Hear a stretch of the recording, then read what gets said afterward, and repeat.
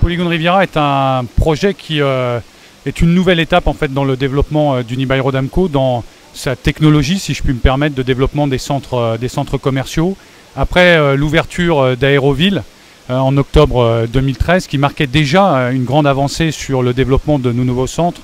le Polygone est une étape encore plus avancée avec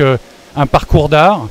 qui vient s'inscrire à l'intérieur d'un parcours de shopping, mais aussi d'un parcours paysager, puisqu'on est là en fait dans un centre ouvert qui se développe, et c'est le plus grand centre ouvert d'ailleurs de France, si ce n'est d'Europe, qui se développe sur 5 hectares avec 4 quartiers qui sont chacun différents, pas uniquement dans leur offre commerciale, mais également en fait dans leur architecture. On a voulu développer là un lieu qui soit conforme à ce que les gens attendent d'un lieu de vie, c'est-à-dire qu'il ne soit pas uniforme, mais qu'il soit éclectique. Et c'est ça en fait aujourd'hui qu'avec le Polygon Riviera, nous arrivons à développer. Évidemment, l'offre shopping est importante dans cette opération, et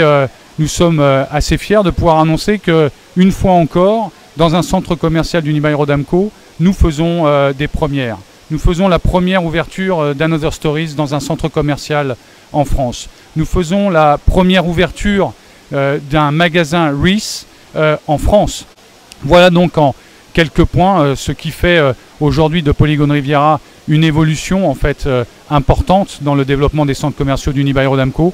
Un centre dans lequel évidemment on va retrouver notre certification 4 étoiles avec les 684 points de contrôle qui ont été revus par SGS, le leader mondial de la certification, avec également ce que l'on imagine derrière moi, la Dining Experience, avec une Dining Plaza, 26 restaurants qui viennent s'associer en fait à un cinéma de 10 salles et 1800 places, mais aussi un casino avec une salle de spectacle dans lequel vous allez avoir à peu près une trentaine de spectacles par an, un théâtre de verdure dans lequel on a l'intention également de développer toute une offre culturelle, et puis également la grande fontaine, j'ai envie de dire un peu type Bellagio avec ses 64 jets, ces 1400 mètres carrés de plans d'eau qui vont venir apporter un